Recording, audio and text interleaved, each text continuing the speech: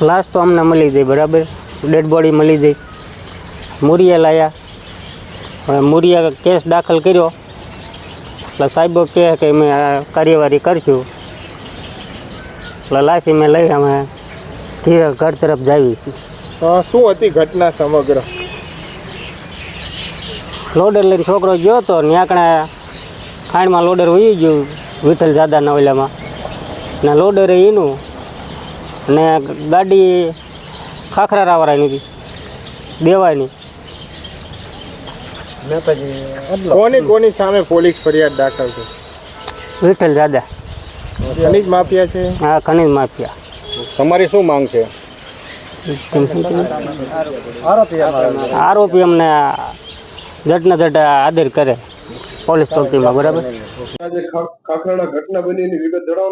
Body તાલુકાના ખાખરાળા ગામની સીમની અંદર તારીખ 6/8/2025 રોજ જે ત્યાં ગેરકાયદેસર કાર્બોસેલનું ખનન અગાઉ 3 થી 4 વર્ષ પહેલા જ્યાં થયેલું છે તે જ સ્થળે જામવાળી ગામના રહેવાસી વિઠ્ઠલભાઈ જગાભાઈ અલગોતરના જે લોડર સાથે એક ડ્રાઈવરને ત્યાં ફાયર ક્લે ભરવા મોકલેલ. આ ગેરકાયદેસર ફાયર ક્લે ભરતા જે યુવક છે જેનું નામ અજય કુમાર બોહકિયા છે, તેઓ એ ફાયર ક્લે ભરતા ત્યાં નજીકમાં આવેલ ગેરકાયદેસર જે કૂવો ખોદેલો હતો તેની અંદર કૂવાની અંદર ખાબકી પડેલ લોડર સાથે આ યુવક પડતા આ કૂવાની અંદર 35 થી 40 ફૂટ સુધી પાણી ભરેલું હતું, જેથી કરીને લોડર સાથે આ બોડી છે એ બોડી નીચે દટાઈ ગઈ હતી અને સાથે સાથે આ લોડરની અંદર આ બોડી છે ફસાઈ ગયેલી હતી. જેથી અમારી ટીમો તાત્કાલિક ઘટના સ્થળે પહોંચી અને સૌ પ્રથમ સુરેન્દ્રનગર ફાયર બ્રિગેડની મદદ માંગી. સુરેન્દ્રનગર ફાયર બ્રિગેડે આવી અને તાત્કાલિક રેસ્ક્યુ ઓપરેશન હાથ ધરેલ, પરંતુ કૂવાની અંદર પાણી ખૂબ જ વધુ પ્રમાણમાં હોય અને લોડર છે એ પથ્થર સાથે ફસાઈ ગયેલ હોય તેમાં સફળતા ન મળી હતી. ત્યારબાદ 7/8/25 સવારે અમે રાજકોટ ખાતેની ફાયર બ્રિગેડની મદદ માંગેલ. એ પણ ટીમે આવી અને તાત્કાલિક રેસ્ક્યુ ઓપરેશન હાથ ધરેલો, પરંતુ તેને પણ સફળતા ન મળી હતી, કારણ કે પાણીની જે ઊંડાઈ છે એ ઊંડાઈ ખૂબ વધારે પ્રમાણમાં હતી.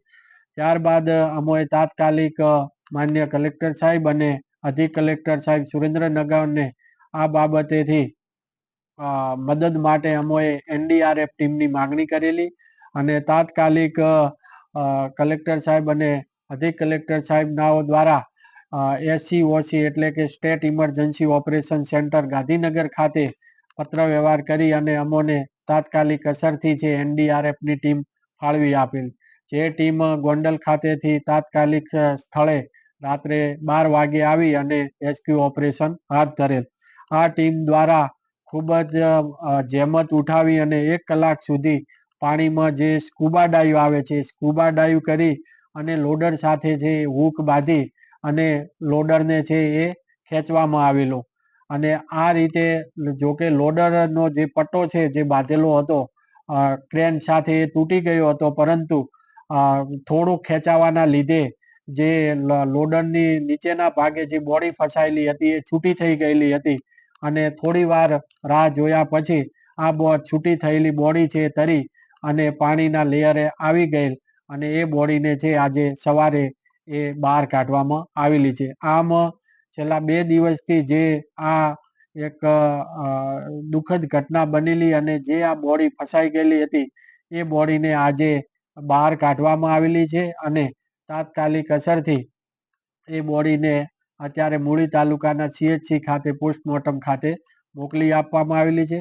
સાથે સાથે આની અંદર જે પણ કોઈ જવાબદાર વ્યક્તિઓ કે ઈસમો જે સંકળાયેલા છે તેઓની સામે કાયદેસરની કાર્યવાહી પણ હાથ ધરેલી છે.